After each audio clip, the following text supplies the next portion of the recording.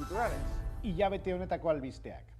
Gurea presenta los resultados obtenidos en 2024 ante los medios de comunicación. Lan aukera programa nola doan ikusiko dugu. Conoceremos cómo Gurea fomenta el uso de la lengua de signos en su plantilla. Eta azkenik, gureaken urteurreneko lehen podcastarekin hasiko gara. ¡Comenzamos! Az gaitezen. Bienvenidos a nuestro informativo de marzo. Soy Roberto Martín. Y a mi lado, como siempre, tengo a Aitor Gutiérrez, quien nos acompañará para contaros las noticias que nos ha traído este mes a nuestra empresa. Bienvenido, Aitor. Eskerrik asko.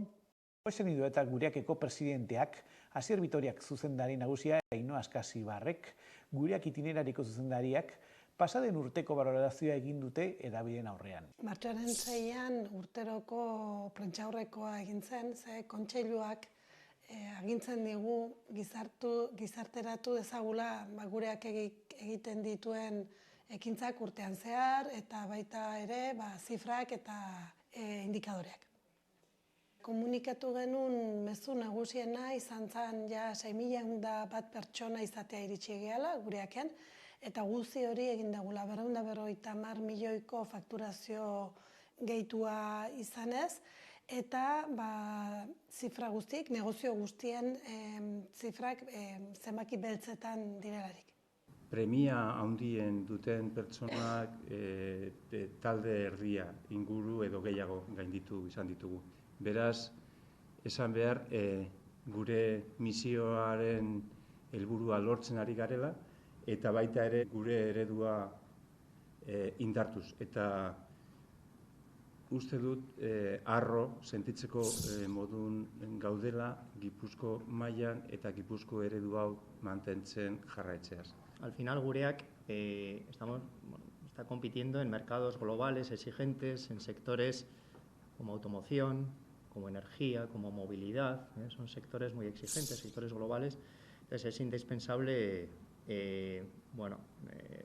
seguir insistiendo en la competitividad, porque va a ser la mejor garantía de la sostenibilidad de esos puestos de trabajo a futuro, ¿no? Aurrera begira, gureaken erronka nagusienetakoak lirateke alde batetik inklusioan baten bitartez elkarlanean jarraitzea Gipuzkoako enpresa guztiekin ezgaitasuna daukaten pertsonen eta batez ere laguntza premia handia dauketen pertsonen inklusioa lortzeko, eta aldi berean gure erronka handienak dira konpetitibitatea mantentzea, gure lan prozesuetan efizientzia eta produktibitatea handitzea, eta ildo honetatik jarraituz gure merkatuan gure posizionamentoa hobetzea. En 2024 ha arrancado el programa de la Nauquera y su coordinadora en Gurea, Katicha Michelena, nos ha explicado cómo va este interesante proyecto, que busca mejorar la inclusión de las personas con discapacidad a través de las acciones que impulsen su empleabilidad.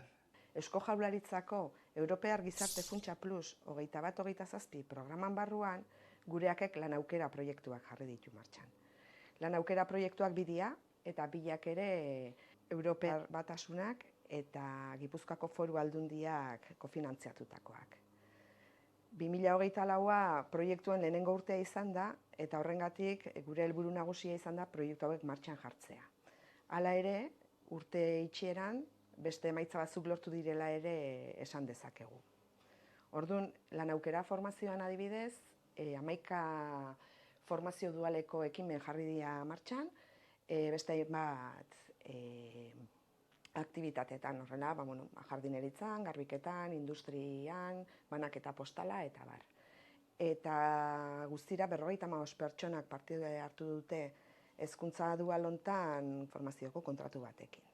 Bestalde, lan aukera promozioan, batez ere zentratu gera lanpostu eta lan prozesuen egokitzapenean. Eta egindako lanaren ondorioz, 32 pertsonek, desgaitasuna dakaten pertsonek lortu dute lanpostu berri bat, eta hortaz gain, beste 11 pertsonek lortu dute bere lan egoera hobetzea. Orduan, 2024ko emaitzak oso positiboak diela iruditzen zaigu, lehenengo urtean, proiektu baten lehenengo urtean ez direlako hain onak izaten. Hala ere, orain jarri gea 2025 begira, eta lan aukera formazioan, formazio dualarekin jarraituko dugu. Joan den urteko ia aktibitate guztiak errepikatuko dute, baina beste bi aktibitate ere eskainiko ditugu, alde batetik dataposten eta bestetik elektronikan. Eta lan aukera promozioan berriz, egokitzapenekin jarraituko dugu, baina lantaldea indartu dugu ergonomian aditua den pertsona bat gehituz, eta beste alde batetik bigarren lan lerro hasiko dugu, hau da, desgaitasuna duten pertsonentzako lan aukerak bilatu, eratu eta sustatzea. Eta horretarako, joan den abendutik, pertsona bat daukagu lan horretan, eta espero dugu, 2024ko balantzea oso positiboa izan da, eta 2025erako lerro berdinean lanean jarraituko dugu, eta espero dugu baita ere, datorren urtean, emaitza positibo zitzein alizatea. Enpresa honetan aniztasun ikaragarria dugu. Eta aniztasun barruan ere, badaude hitzez bidez komunikatzea zaila egiten zaien pertsonak. Horregatik gureakek prestakuntza eskaintzen du, zein hizkuntzan kolektibo honetako pertsonekin komunikazioa errazteko. Ikus dezagun nolakoak diren ikastaro hauek. Soy profesor experto en lengua de signos. En Gureak también trabajan personas sordas, y que personas oyentes hablen la lengua de signos facilita la comunicación con el resto de la plantilla. Da igual que seas un jefe, un encargado o un compañero de trabajo. Quizás hasta que no se han impartido cursos de lengua de signos, la comunicación era más complicada y el esfuerzo lo tenía que hacer siempre la persona sorda. De esta forma, gracias a la lengua de signos se pueden comunicar y el esfuerzo es por ambas partes. Hasta ahora ha habido dos grupos con dos perfiles diferentes. Uno de ellos llevaba ya 3 años recibiendo lengua de signos todos los miércoles durante 1 hora, que ha avanzado bastante. Y hay un grupo más principiante de iniciación, que ha empezado hace poco y avanza también a buen ritmo. Espero que se hagan más grupos y que da igual el puesto que tengan, sean jefes, encargados o compañeros, puedan comunicarse con personas sordas con facilidad. Al final, la lengua de signos es un idioma que está dentro de Gureak y en la sociedad también.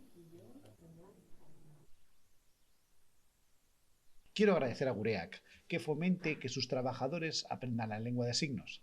Decir también que entre las diferentes formaciones que se suelen impartir, también hay que dar formaciones por la accesibilidad de las personas sordas.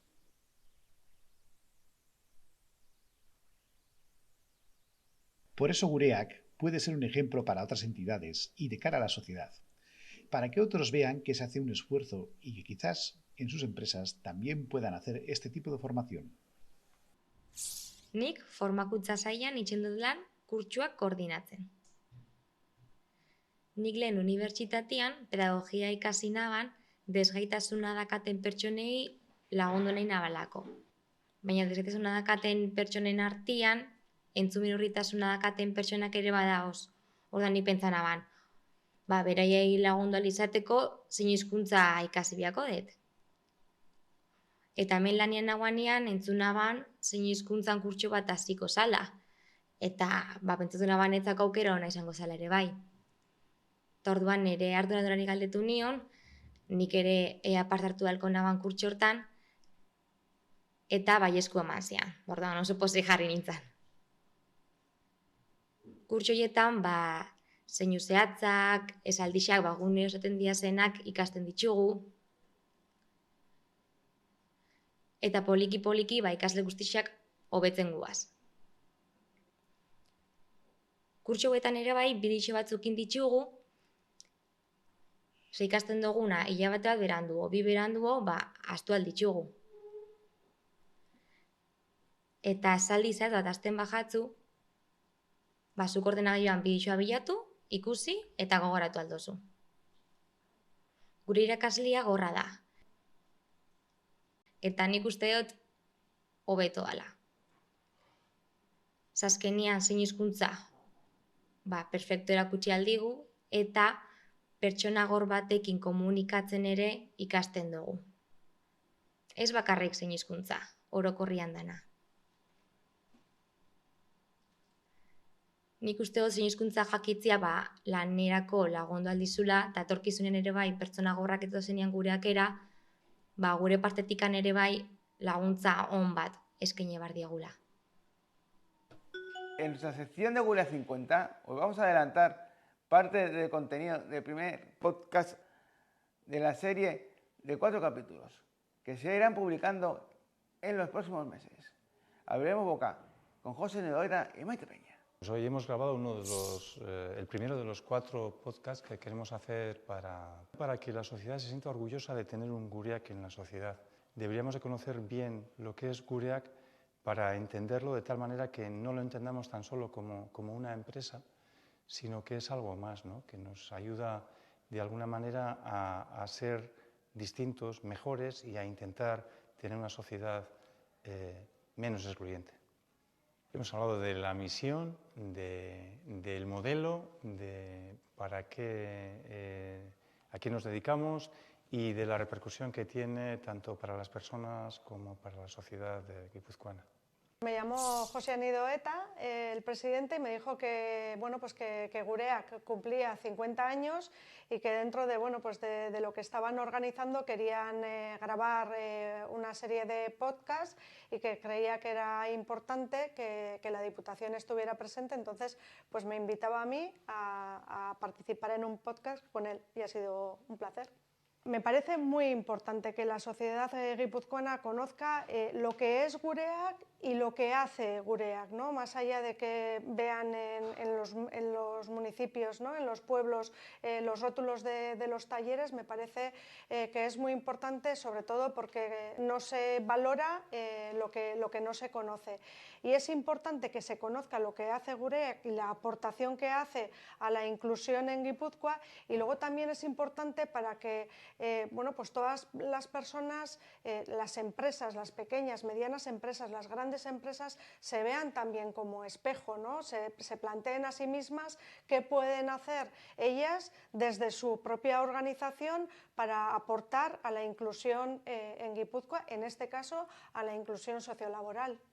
Y hoy en día tenemos el nivel de inclusión social en el territorio que tenemos gracias a Gureak, que ha sido desde luego muy importante. Definitiva, la apuesta que hicieron las familias en un inicio y luego todo el desarrollo que ha realizado todo el equipo de Gureak, las personas que han formado parte del equipo de Gureak, de la familia de Gureak, a lo largo de estos 50 años. Si no existiera, habría que inventarla.